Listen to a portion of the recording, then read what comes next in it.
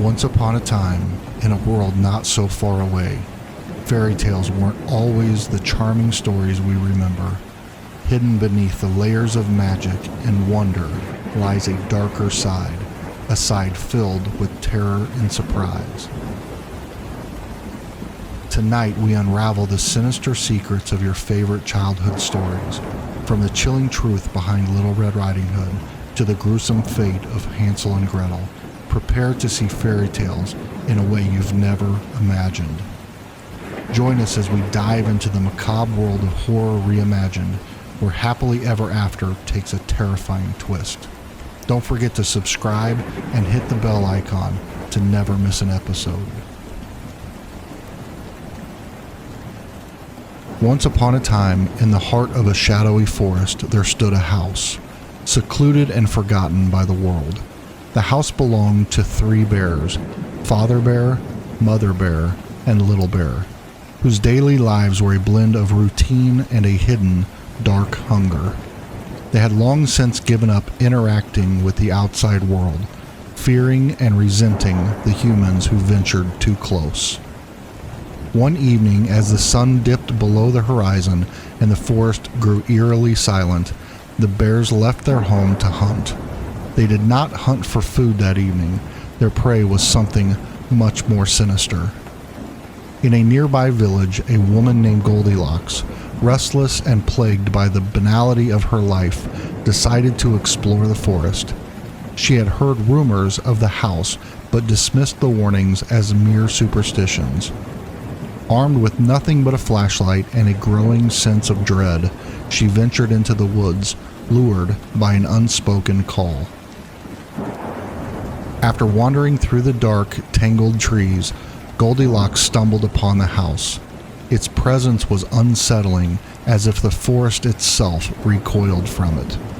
The door, ominously creaking, swung open with an unnatural ease, inviting her inside. The interior of the house was dimly lit by the dying embers of a fire. In the gloom, Goldilocks could make out 3 bowls of porridge on a long, ancient table. Starving and cold, she approached the first bowl. As she tasted it, she was overwhelmed by a metallic, bitter flavor that made her gag. The second bowl was cold and congealed, a grotesque mix of unknown substances.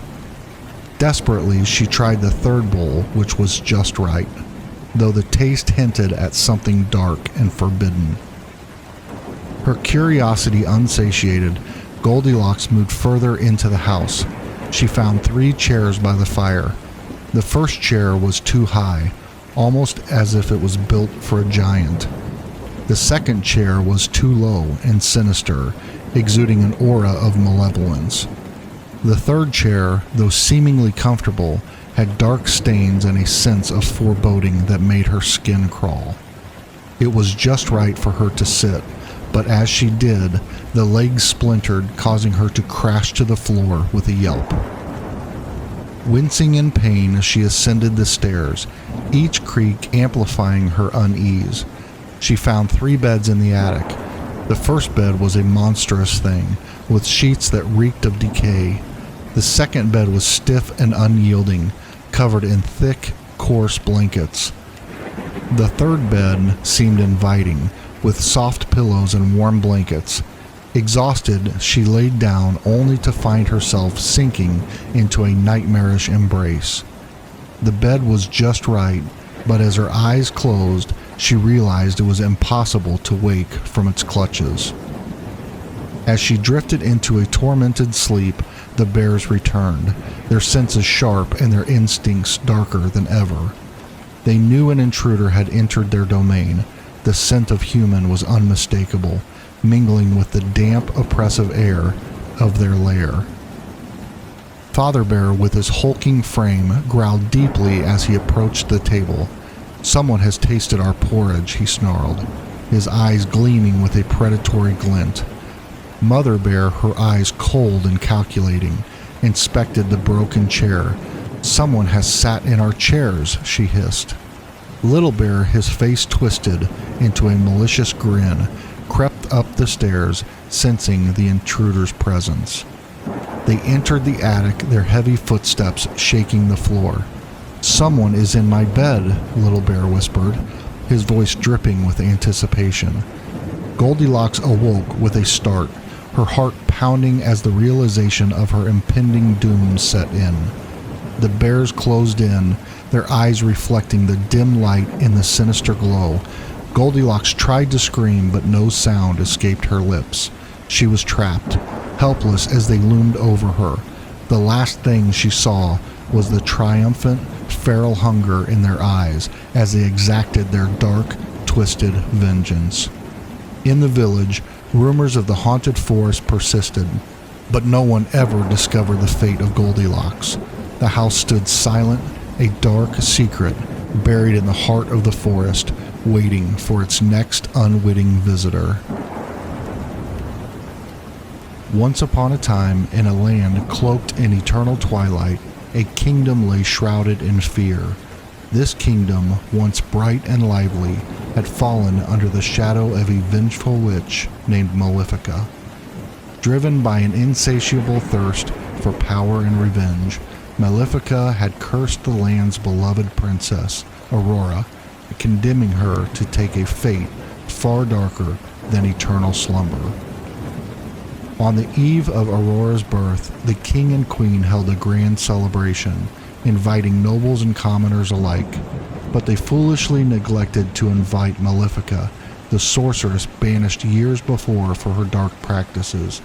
Enraged by the slight, Malefica crashed the celebration, her presence casting an icy chill over the revelry.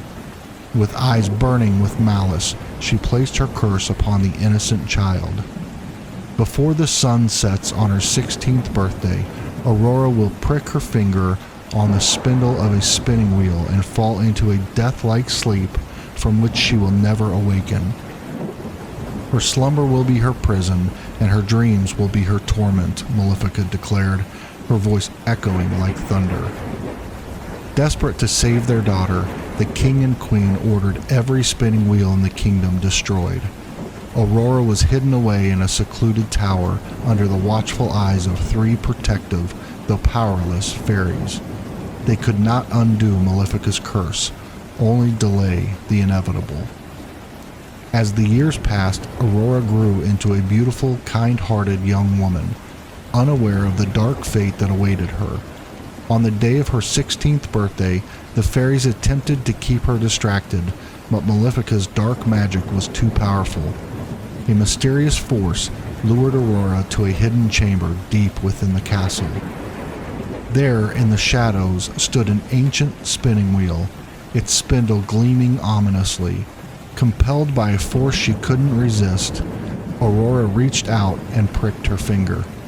Instantly, her body crumpled to the floor, her eyes closing as she sank into a deep, nightmarish sleep. Malefica's laughter echoed through the castle as darkness enveloped the land.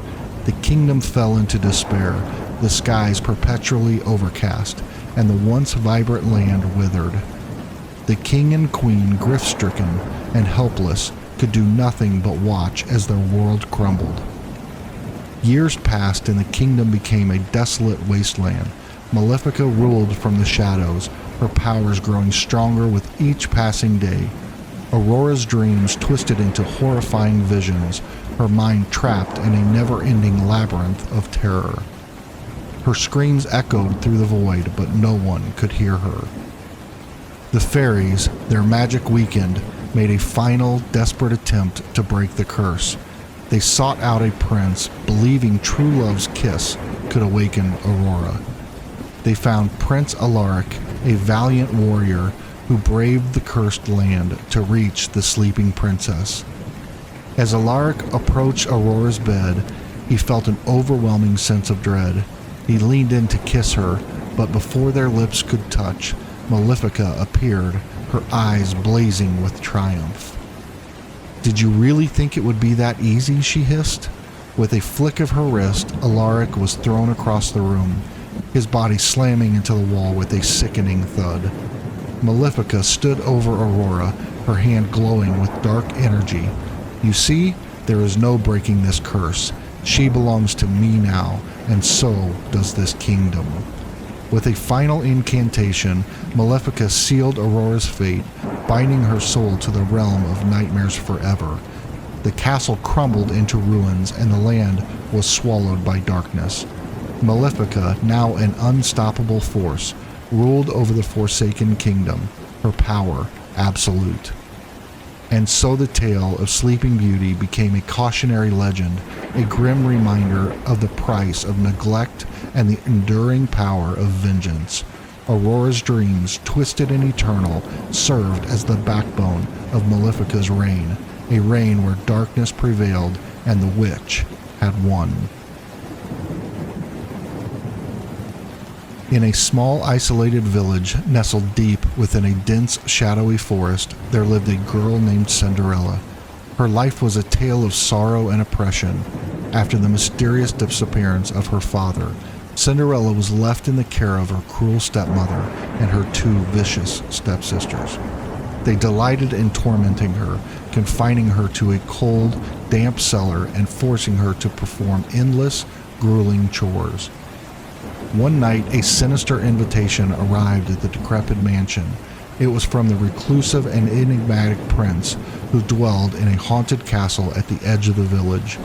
The invitation spoke of a grand ball, but whispers among the villagers hinted at something far more sinister, a ritual to select the next bride for the prince who was rumored to be cursed. The night of the ball approached, and Cinderella's stepmother and stepsisters prepared with feverish excitement, their eyes gleaming with malevolent hunger. They left Cinderella behind, mocking her ragged appearance and chaining her to the cellar wall. Despair clung to the air as she watched the clock tick towards midnight. As the final chime echoed through the house, the cellar door creaked open. In the darkness, a figure emerged, an eerie, spectral being cloaked in shadows. It was her fairy godmother, but twisted and ghastly, with hollow eyes and a voice that dripped with malevolence. With a wave of her bony hand, she transformed Cinderella's tattered rags into a tattered, blood-stained gown. A pair of glass slippers materialized, sharp as razors and glistening ominously. "You must go to the ball," the ghostly figure whispered, "but remember, the prince's curse is real. Return before the final stroke of midnight, or you shall be trapped in his realm forever." Driven by a mix of fear and curiosity, Cinderella obeyed. She arrived at the castle, its towering spires piercing the night sky like skeletal fingers.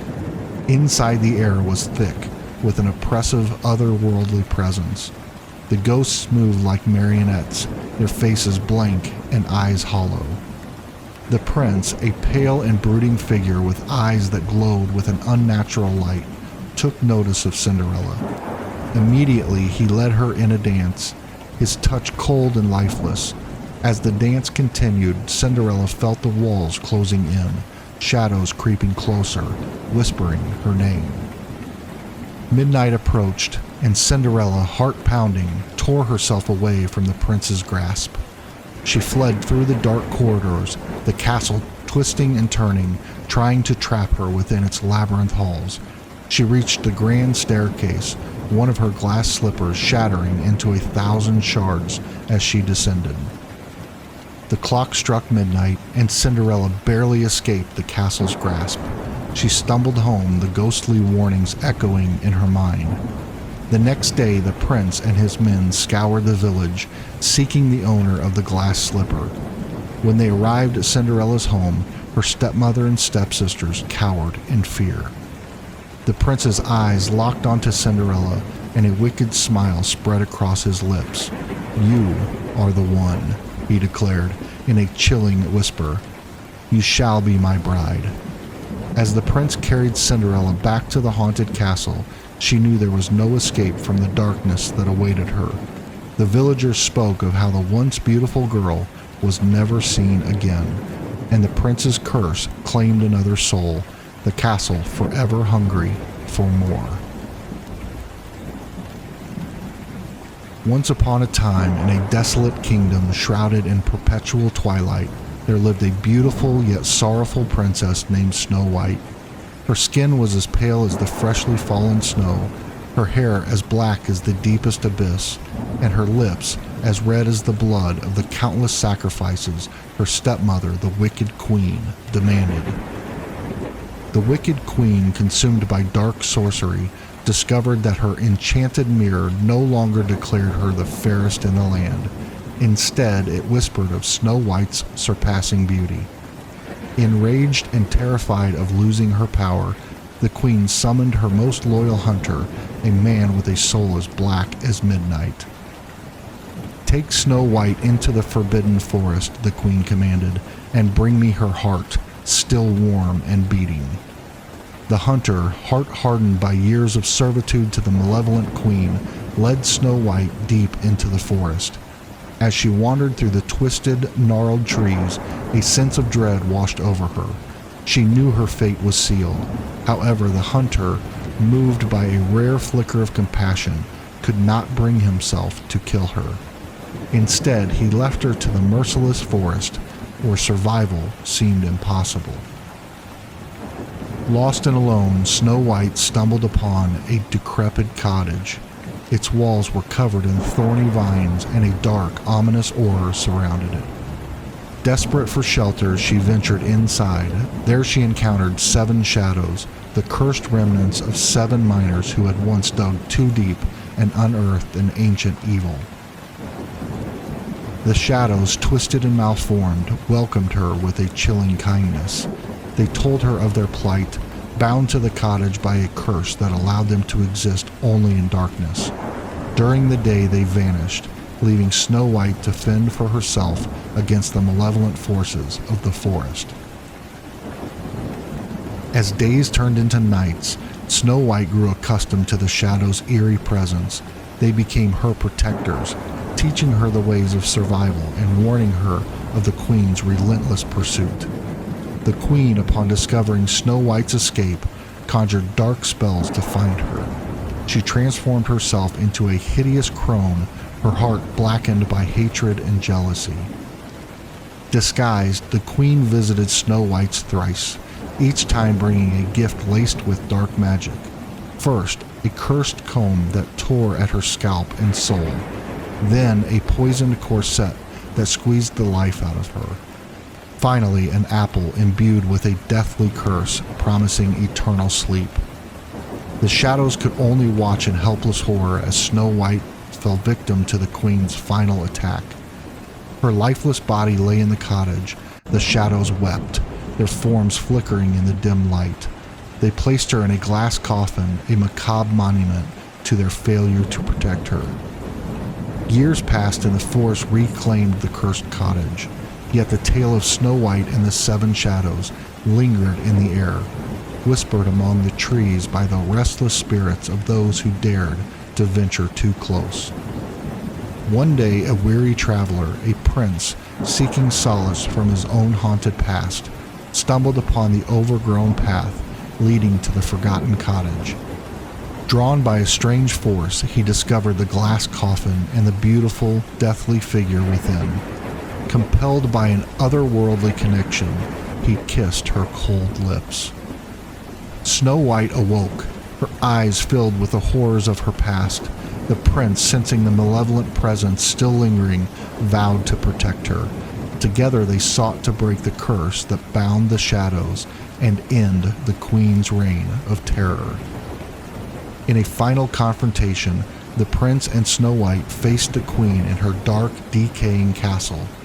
With the help of the shadows who had regained their strength, they battled the queen's dark magic. In the end, it was Snow White's purity and the shadows' sacrifice that vanquished the queen, shattering her dark heart and releasing the kingdom from its perpetual twilight. The shadows, freed from their curse, vanished into the light, leaving Snow White and the prince to rebuild the kingdom. Though the horrors they faced left indelible scars, they forged a new era of peace, their love a beacon against the encroaching darkness. Once upon a time, in a village shrouded in darkness, there lived a girl named Scarlet. Her vibrant red cloak was a beacon in the gloom. earning her the nickname Little Red. One evening, her mother handed her a basket filled with bread and wine. "Take these to your grandmother," she instructed, "and stay on the path. The forest is dangerous after dark." Scarlet set out as the sun sank, its last rays casting long shadows through the trees. The path was winding and narrow as she walked. The forest seemed to close in around her. The branches above intertwined like skeletal fingers, blocking out the light. Halfway to her grandmother's house, Scarlet sensed she was being watched. She quickened her pace, her breath forming frosty puffs in the chilling air. Suddenly, a voice, smooth as silk, echoed from the darkness. "Where are you going, Little Red?" It was a man, tall and gaunt, with eyes that gleamed unnaturally in the dim light. His smile revealed sharp, predatory teeth. "To my grandmother's house," Scarlet replied, clutching her basket tighter. She did not trust this stranger. The man tilted his head, his smile widening. "Be careful, little one. There are wolves in these woods." Scarlet nodded and hurried on, but the man's presence lingered in her mind, making her heart pound faster. As she approached her grandmother's house, an eerie silence fell over the forest. Not a single creature stirred. The door to the cottage was ajar, creaking on its hinges. Scarlet stepped inside, her footsteps echoing loudly. "Grandmother?" she called, but there was no reply. The house was dark, and the only light coming from dying embers in the fireplace. Scarlet set down her basket and approached her grandmother's bed. A figure lay beneath the covers, but something felt off. "Grandmother, what big eyes you have," Scarlet said, her voice trembling. "All the better to see you with, my dear," the figure replied. "Grandmother, what big ears you have." "All the better to hear you with." "Grandmother, what big teeth you have." The figure sprang from the bed, revealing itself to be the gaunt man from the woods. "All the better to eat you with." Scarlet screamed and bolted for the door, but the man was upon her in an instant. His hands, cold as death, clamped down on her shoulders. "You cannot escape," he hissed. "The forest belongs to me." With a surge of adrenaline, Scarlet twisted free and ran into the night. The forest seemed alive, branches reaching out to snare her, roots tangling her feet. The man's laughter echoed through the trees, a haunting reminder that he was never far behind. Just as she thought all was lost, Scarlet spotted a flickering light in the distance. She stumbled towards it, hoping for salvation. Bursting into a clearing, she found herself at the edge of the village, the lights of home beckoning her. But the man was there, stepping into the light, his shadow stretching toward her. "You cannot escape the darkness," he whispered. Scarlet turned and ran, the village lights growing brighter. She reached the edge of the forest, and the man halted, his form dissolving into the shadows. Safe but shaken, Scarlet collapsed into her mother's arms. The village never knew what haunted the woods, but from that night on, they learned to fear the setting sun, and Little Red, now scarred and weary, never ventured into the forest again. The tale of the red shadows became a whispered warning to all who dared to tread the path after dark. In a time long past, nestled within a decaying village on the edge of a forbidden forest, lived a destitute woodcutter, his wife, and their 2 children, Hansel and Gretel.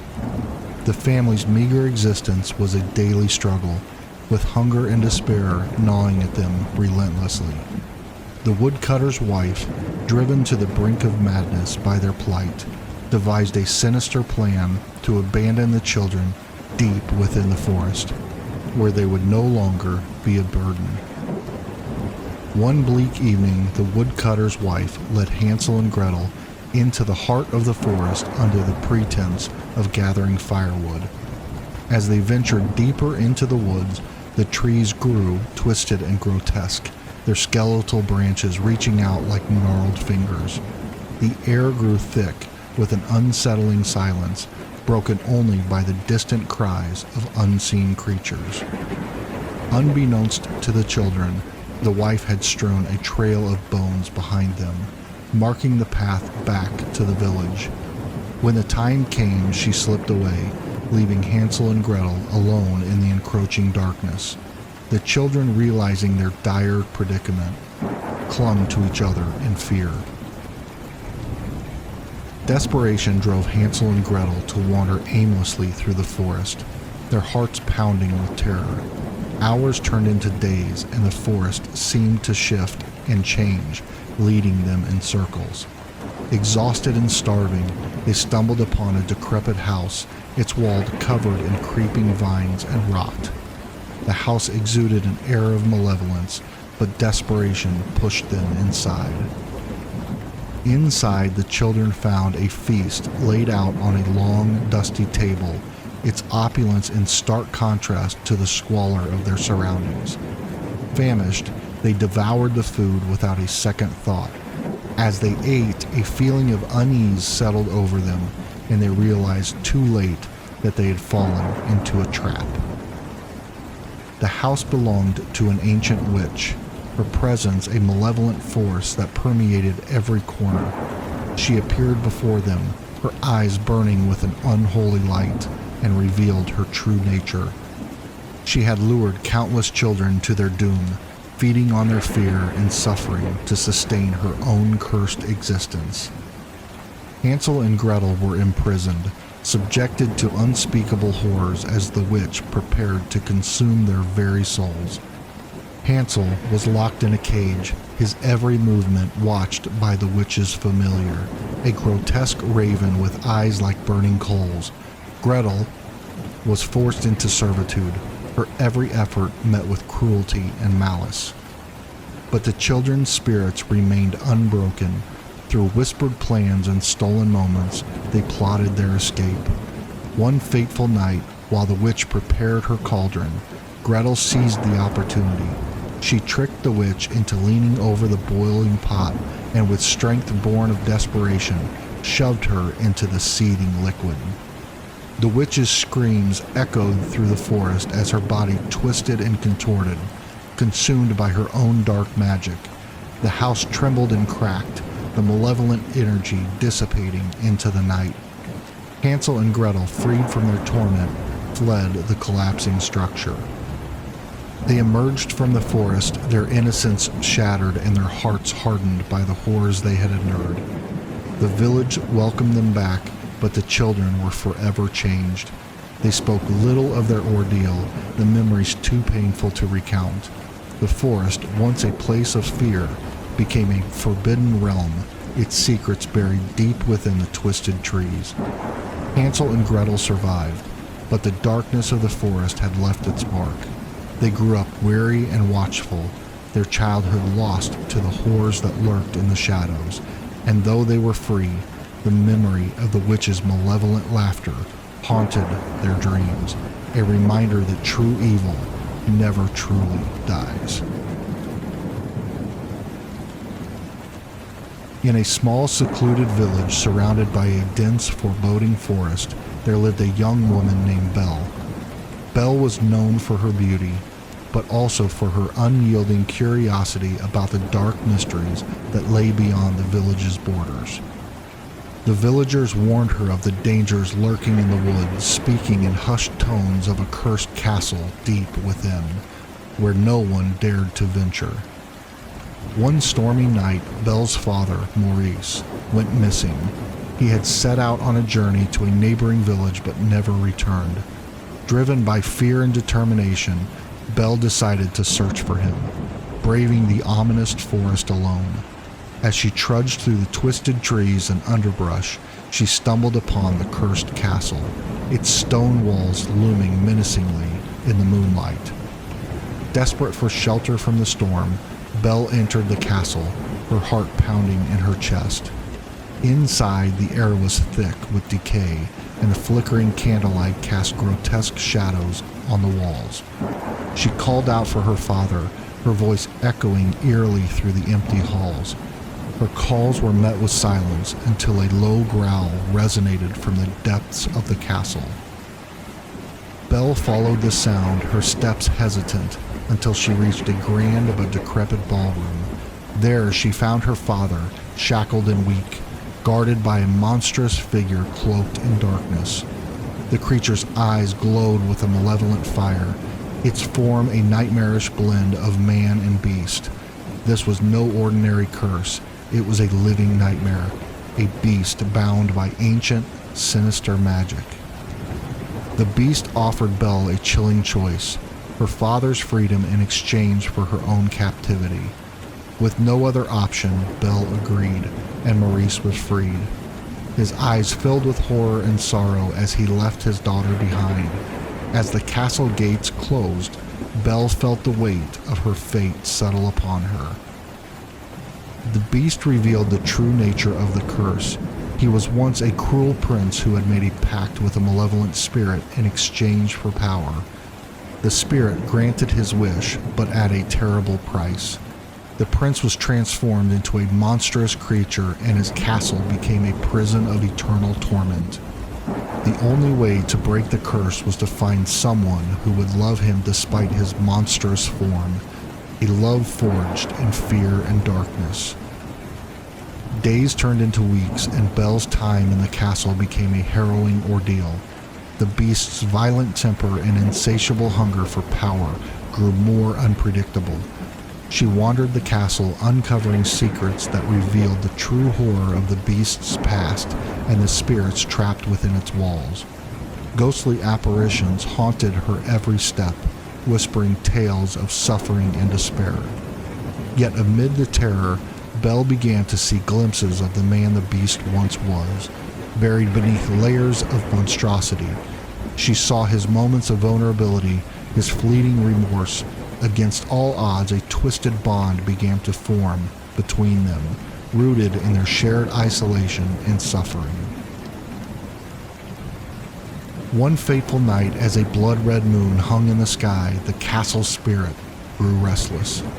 The beast, consumed by the curse, was losing control, his humanity slipping away. In a desperate attempt to save him, Belle confronted the malevolent spirit that had cursed him. She offered her soul in exchange for the beast's redemption, hoping to break the curse once and for all. The spirit, hungry for a new victim, agreed. Belle's sacrifice shattered the curse, and the beast was transformed back into a man.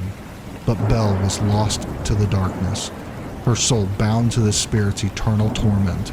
The castle crumbled, its ancient magic fading away, leaving the prince alone amidst the ruins, forever haunted by the memory of the brave woman who saved him. And so the tale of Beauty and the Beast became a legend of horror, a chilling reminder of the price of vanity and the depths of true sacrifice. Once upon a time, in a dark and haunted forest, there were 3 little pigs named Harry, Boris, and Sarah.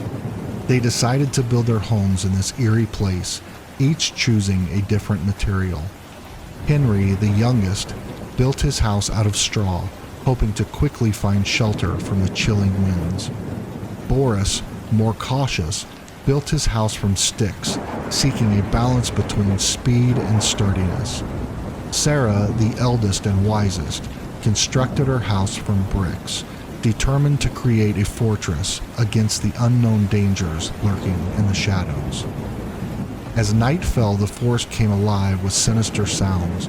The wind howled like a pack of wolves, and the trees seemed to whisper ominous secrets.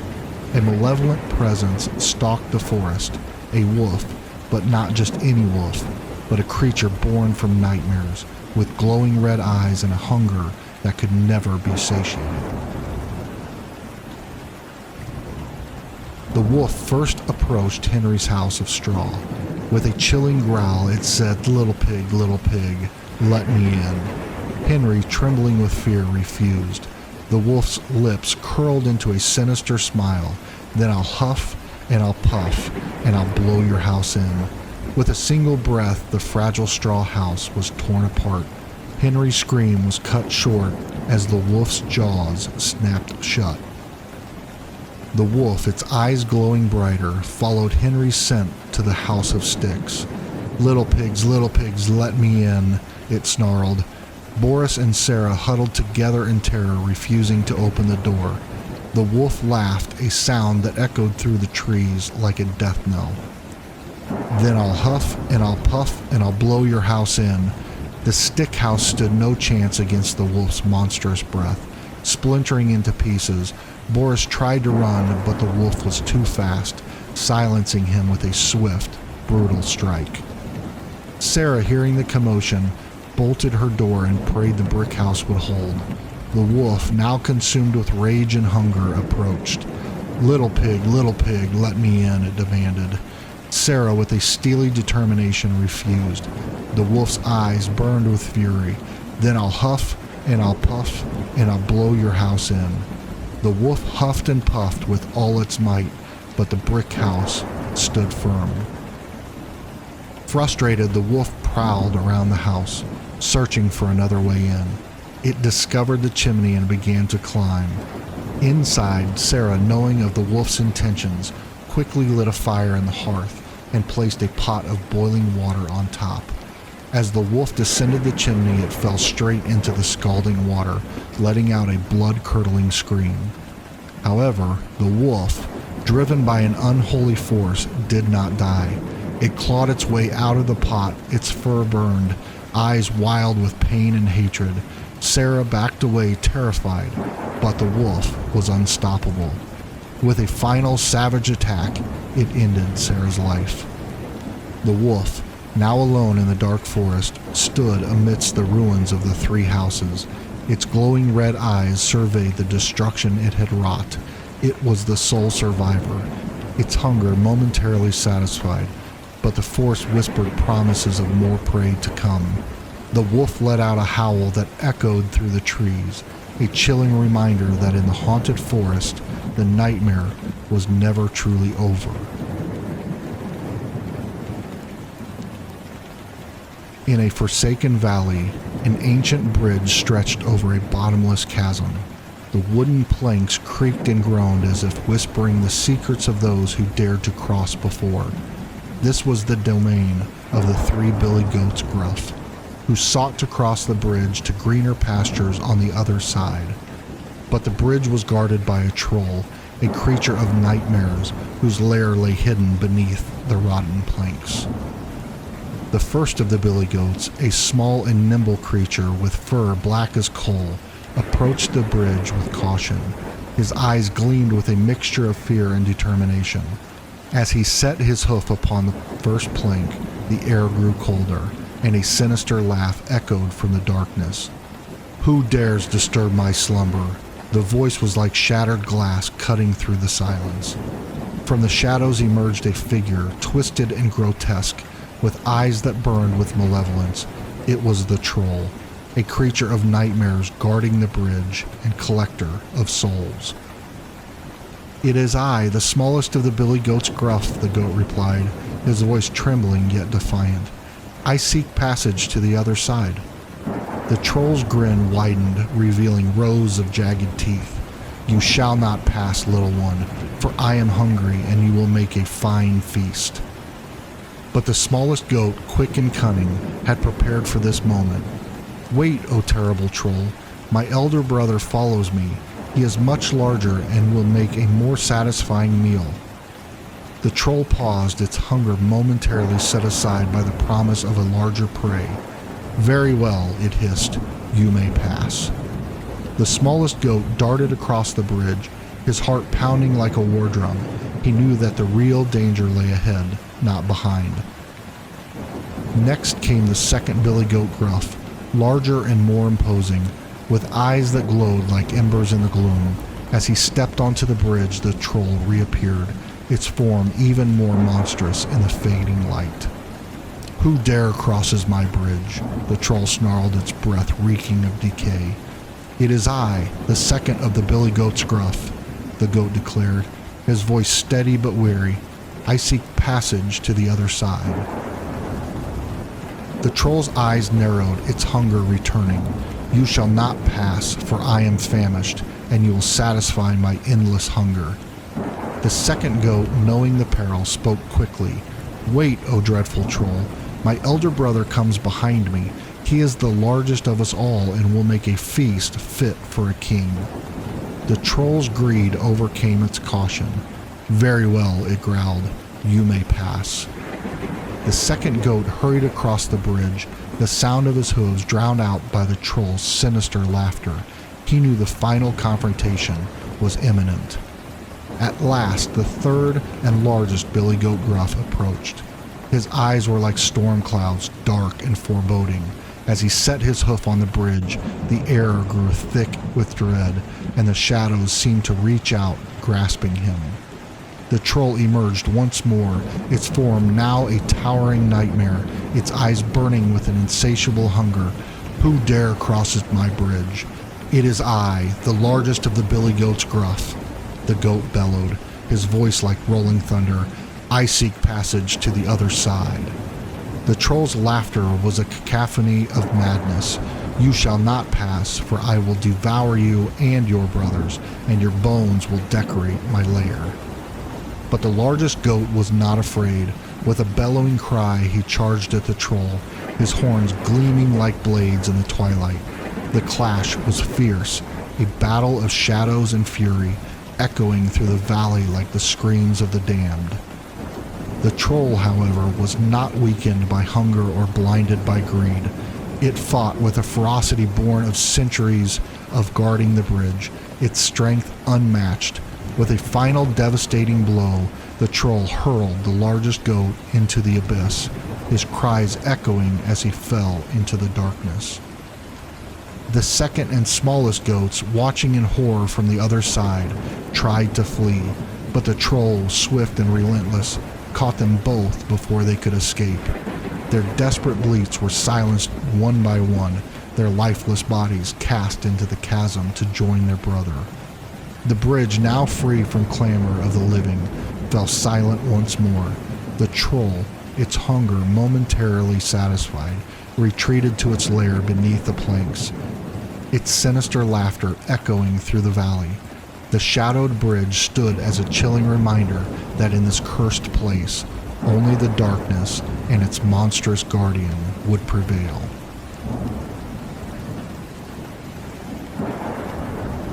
Once upon a time, in a desolate village surrounded by dark woods, there lived a boy named Jack. Jack and his mother were poor, their meager cottage barely holding back the encroaching shadows. Desperation drove them to sell their last cow, hoping to stave off starvation a little longer. One day, as Jack led the cow to the market, he encountered a sinister-looking old man cloaked in black. The man offered Jack a handful of peculiar withering beans in exchange for the cow. With no other options, Jack accepted the eerie trade and returned home, clutching the beans tightly. That night, Jack's mother scolded him for being so gullible and tossed the beans out the window in anger. As they slept, the beans took root into the cursed soil, growing into a towering, twisted beanstalk that disappeared into the stormy clouds above. Curiosity gnawed at Jack, and he felt an irresistible pull towards the beanstalk. Ignoring his mother's pleas, he climbed higher and higher, the air growing colder and darker with each passing moment. At the top, he discovered a colossal, decaying castle, its walls covered in creepy ivy and ominous shadows. Inside the castle, Jack found treasures beyond his wildest dreams, heaps of gold, a magical harp, and a hen that laid golden eggs. But the most terrifying sight was the giant, a monstrous figure with eyes that glowed like embers in the dark. The giant's voice rumbled through the castle, sending shivers down Jack's spine. "Fee, fi, fo, fum, I smell the blood of an Englishman," the giant growled, his voice echoing like thunder. Jack's heart raced as he tried to hide, but the giant's keen senses led him straight to the trembling boy. In a desperate bid to escape, Jack grabbed the hen and the harp, but the giant's massive hand closed around him. Jack struggled and squirmed, but the giant's grip was unyielding. With a cruel smile, the giant raised Jack to his face, his breath hot and putrid. Did you think you could steal from me and live? The giant snarled, his eyes gleaming with malevolent delight. I'll show you what happens to thieves. The giant dragged Jack to the castle's dungeon, where the walls were lined with the bones of previous intruders. Jack's cries for mercy went unheard as the giant bound him in chains, leaving him to the darkness and the gnawing rats. Days turned into weeks, and Jack's hope dwindled with each passing moment. The giant's laughter echoed through the castle, a constant reminder of his impending doom. Jack's mother, fearing the worst, climbed the beanstalk herself, only to meet the same fate as her son. The giant reveled in his newfound prisoners, feeding off of their fear and despair. The castle, once a place of wonder, became a prison of nightmares. The villagers below spoke of the cursed beanstalk in hushed tones, warning their children never to venture near it. And so the giant prevailed, his dominion over the castle unchallenged.